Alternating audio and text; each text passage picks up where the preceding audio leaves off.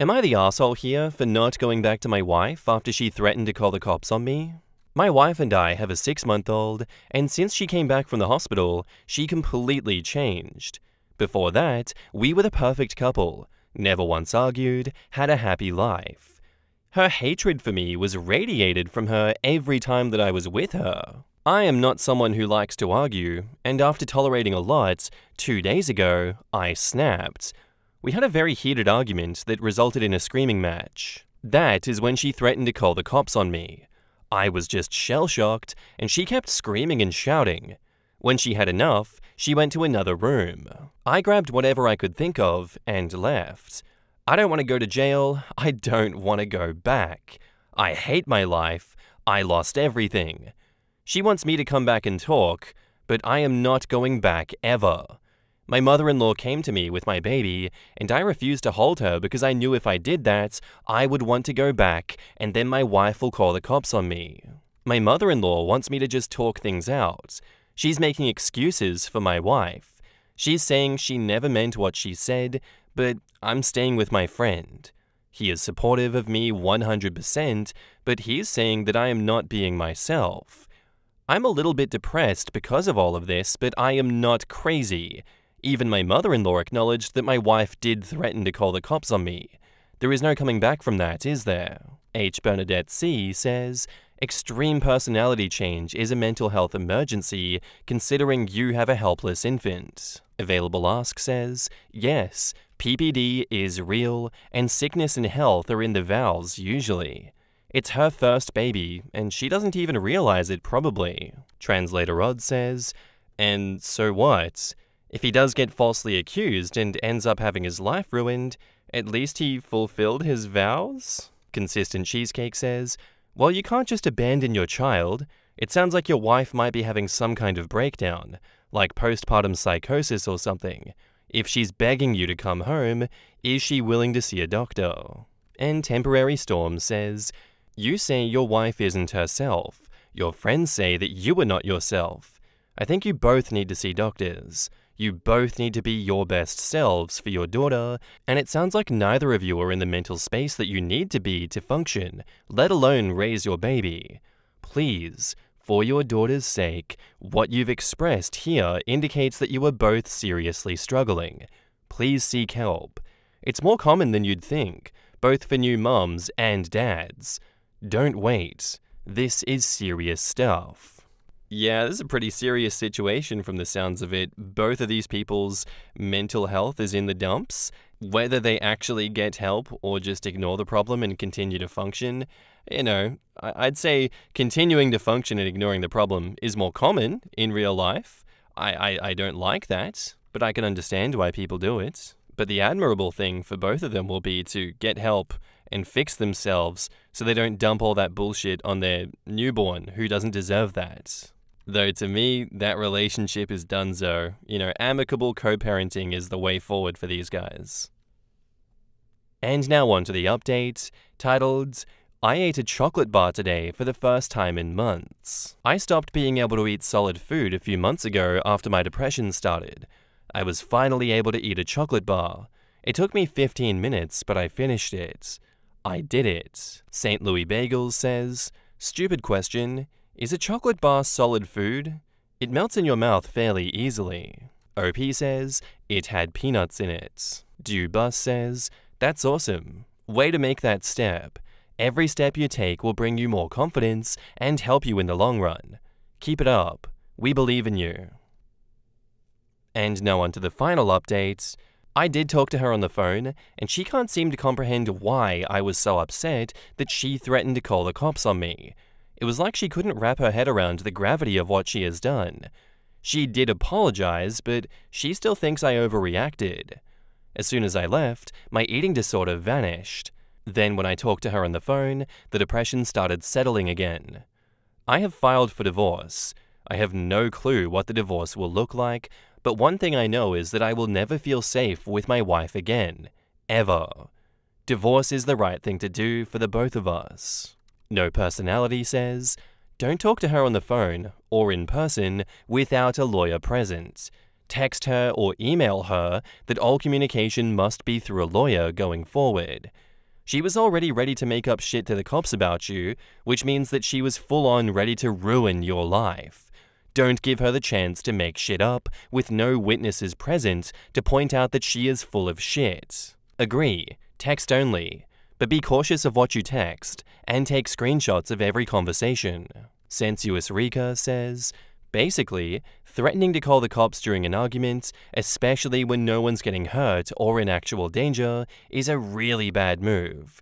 It's like using the police as a weapon, and it can have some seriously messed up consequences for the person on the receiving end of that threat. What Happened Monday says, not the asshole. Tell mother-in-law that her daughter needs counseling and perhaps medical treatment for PPD, and until that happens, you are in danger from her. You might also express the child might be in danger also, and try to get emergency custody for either yourself or your mother-in-law. Do not make any promises of reconciliation, and never be alone with your wife. I'm sorry that you're experiencing this, OP. I'm also sorry for your wife, as she is obviously suffering from some form of mental illness at the moment. However, you need to protect yourself first and foremost. And I'm Not Creepy 3 says, quote, I did talk to her on the phone, and she can't seem to comprehend why I was so upset that she threatened to call the cops on me. It was like she couldn't wrap her head around the gravity of what she has done. She did apologize, but she still thinks that I overreacted. The worst kind of apology is someone saying they're sorry, but in the same breath tells you that you are overreacting. You can't claim that you were genuinely sorry for your actions and how it affected someone if you're also downplaying what you did and its impact. That being said, I hope OP's wife gets the help she needs, because PPD is no joke, and I wish the best for OP and their child. This whole situation is sad. And OP also mentions that he doesn't want to go back to jail again. I feel like there will always be a bias against him now from the cops, because they're like, well, he was a danger in the past. He's obviously the problem in this situation, and not the PPD mother. Even if big old red flags are waving in their face, I don't feel like they can separate that previous jail term from his current actions and the danger that she poses to the child. Also, yeah, she's absolutely downplaying her impact here. It appears that she doesn't think that she's done anything wrong. Neither of these people have gotten medical help or mental help at all. Very sad situation all around. I do hope that OP listens to everyone here and does get the help that they so desperately need, and they start working towards a brighter future for themselves and their child, but that remains to be seen. Will they come back in the future? Who knows? But regardless, thank you for sharing your story with us, OP. Best of luck going forward. What do you guys think about this one, though? Let me know down in the comments below. Our next post is by user Aggravating Scar 7518, titled, Am I the asshole for refusing to let my mother-in-law redecorate our nursery? So I, 26 female, am currently 32 weeks pregnant with mine and my husband Felix's, 27 male, first child. Things have been going well, and one of the great things is that Felix is a builder, and so everything with the nursery went pretty smoothly, pretty fast. We agreed at the start what kind of vibe we wanted to go with, and it's pretty much already done. Figured that we'd get it sorted as soon as possible, so it wasn't another thing to worry about later. My mother-in-law has always been a bit of a nightmare, but has been better since the news that I'm pregnant, though not without issue. For example, she told me that I should lose some weight, and that it wasn't healthy for me or the baby. She knows that I used to struggle with anorexia, and I'm not any sort of unhealthy weight. In the past, I've kept my mouth shut and let Phoenix deal with her. As the nursery has almost been completed, she's suddenly decided to invite herself around more. I work from home currently. She comes in on the regular, asks me when I'm going to have lunch, and, oh, could you just pop me something in too? And then we'll wander into the nursery and start rearranging things. I know this sounds stupid, but once she literally bought an IKEA bag full of stuff that she put in there. It doesn't match, but I never said anything really beyond, oh, thanks so much for the thoughts, etc. Yesterday, when she came around uninvited, she looked me up and down and said, really? Joggers? Thank God Felix isn't here. And then walked into the nursery and started asking me where the pillow that she'd put in the crib had gone. why I'd taken out the fairy lights hanging on the wall right by it, etc. I explained that they were potential safety hazards to future baby and that I had taken them out. She started with, "Oh, well, I've had 3 children, and I really think that you should take more of my advice." And then looked me in the eyes and said, "You're really not going to be a good mother at this rate." I don't know if it was the pregnancy hormones, but I just stared at her for a moment and then told her to get out of the house. I'd been up all night and had loads of work and just wasn't in the mood. She got very uptight about it and then left. Felix says he's going to go talk to her and tell her that she shouldn't be reorganizing anything without our permission. But I don't know if it was just the hormones and if I'm being unreasonable. Am I the asshole? No, she's a prissy piece of shit, that one. Oh my god. "Oh, but I have 3 children. I think you should take my advice. I didn't kill my kids with my careless parenting in the past." Oh, you've educated yourself about raising kids and choking hazards? Well, I don't care because my kids didn't die when I raised them. That's what I'm hearing her saying. She's getting on my nerves as well. She's asking for a foot up her ass in a second. Those joggers would be... My joggers would send her into the stratosphere if I was in your situation, OP. You're not the asshole at all. She needs to watch her mouth. And it does sound like Felix is on your side here as well, which is another positive. Trick Delivery says, "Not the asshole. Felix needs to put down a lot more boundaries. No more popping by when he isn't around. She has asked him to come over and can only do so when he says yes and he is there. No more talking about your health or weight ever. No redecorating or moving anything in your house. I'm sure there needs to be more. This is to get you started with him. He needs to protect you and your child." And Fismay says, "Not the asshole. Felix needs to shut this down like yesterday. She's being openly disrespectful to you. She can no longer come over uninvited. She needs to call and schedule a visit like everyone else. Also, if she has a key to your home, change the locks. No more bringing unwanted items for the baby. While you appreciate the thought, you and Felix want to prepare the baby's room the way you want it. This is your baby. She had a chance to decorate how she wanted with her kids, and now it's your turn. No more passive-aggressive comments to or about you. If this isn't shut down, she will continue this around your child. She will talk badly about you around and to your child.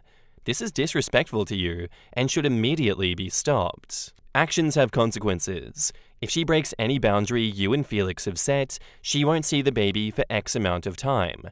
That could be days, weeks, months, or even a year, depending on how severe the boundary she broke was. You could even do it. First offense X days, second X months, third permanent. This is something that you and Felix need to sit down now and talk about. This blatant disrespect needs to stop, and it needs to stop immediately.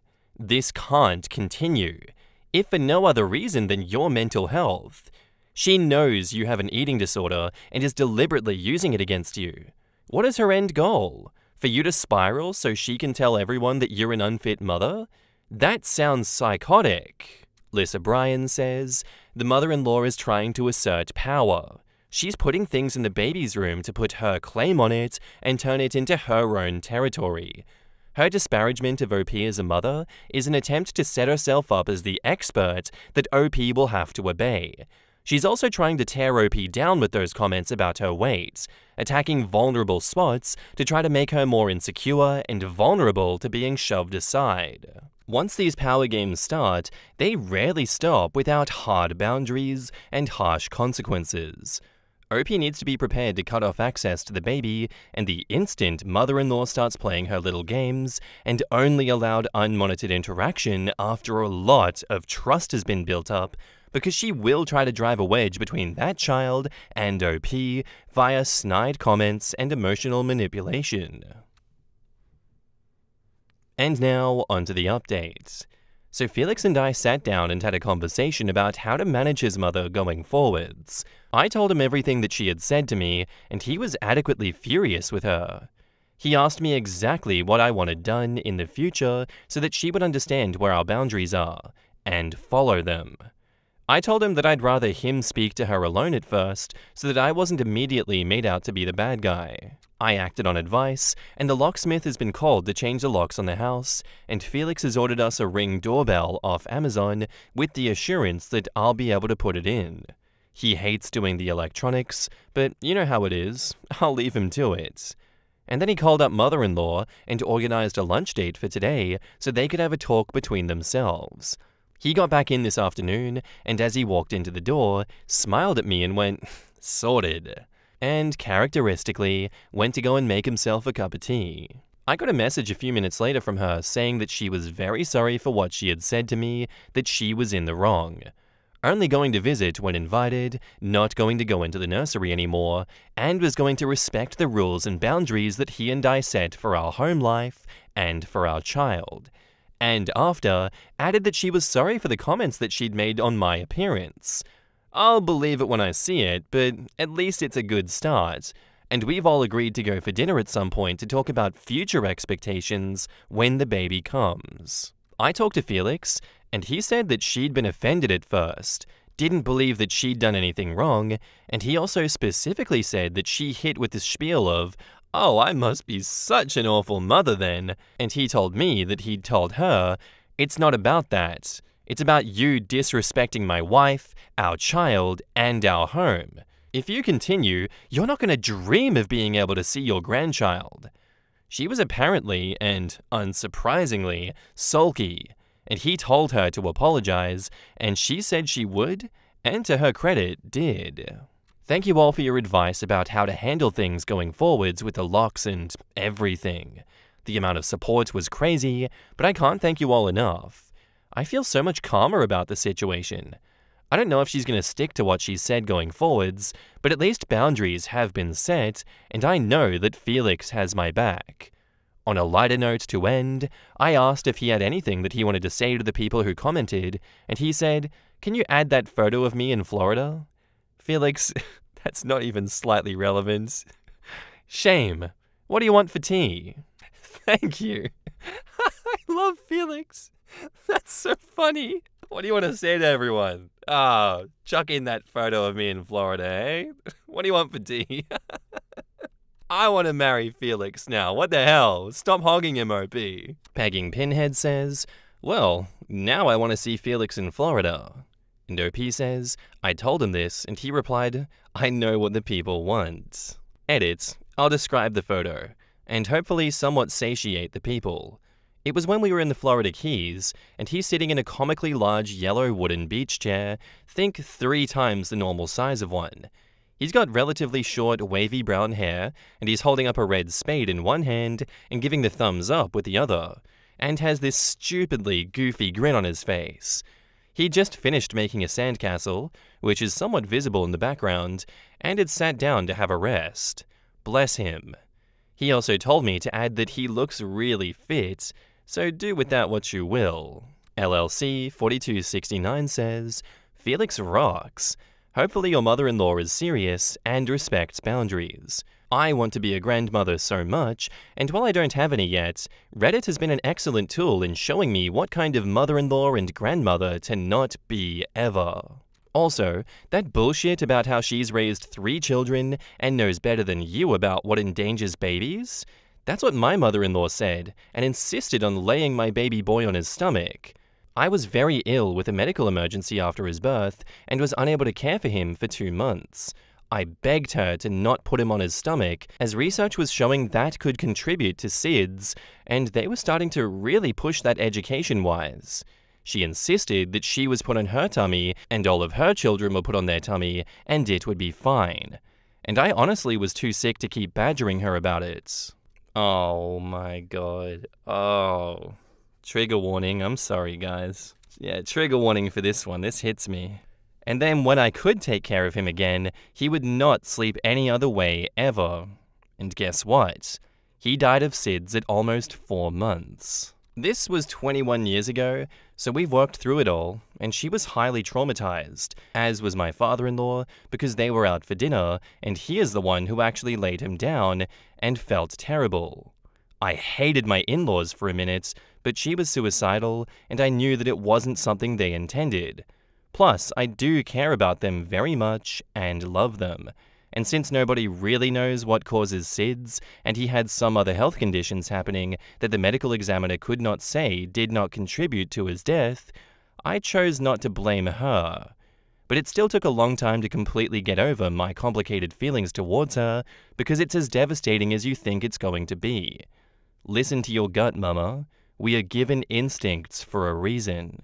Genuinely so horrific to hear stories like that, but, this is yet another reason to set and maintain strict and healthy boundaries with those around you, and get your partner to reinforce those boundaries, because you don't want things like that happening.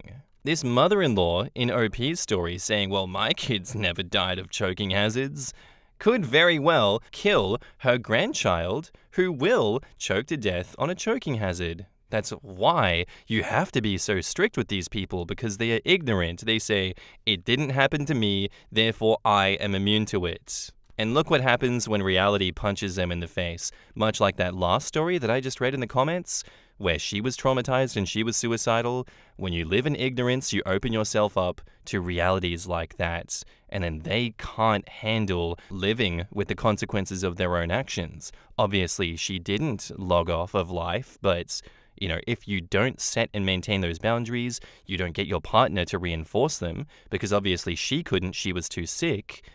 These things happen. It's grim, and we give this advice so that people can avoid worst-case scenarios happening to them.